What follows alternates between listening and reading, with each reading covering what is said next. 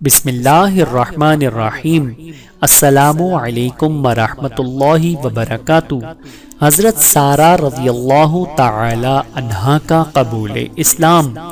حضرت سارہ کے بارے میں بعض اہل سیر نے ان کا نام سائرہ بھی لکھا ہے۔ گانا بجانا، نوحہ خوانی ان کا پیشہ تھا۔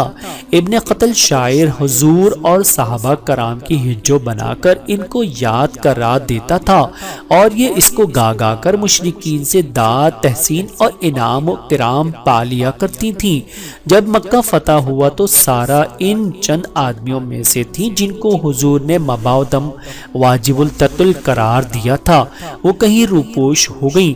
چند دن بعد کسی کی سفارش پر حضور نے ان کو سزائے موت منسوخ کر دی، اور وہ اس کرم و عنایت سے متاثر ہو کر مشرف با اسلام ہو گئیں۔